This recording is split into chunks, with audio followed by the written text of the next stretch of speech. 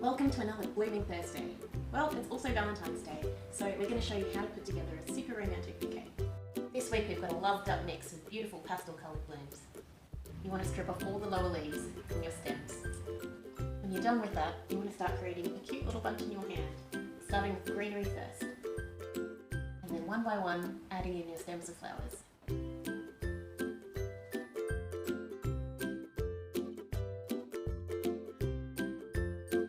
When you're pretty happy with how that looks in your hand, you simply measure it against your vase and cut your stems at an angle.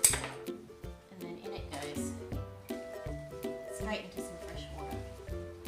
You can keep playing around with it and add any spare stems you might have.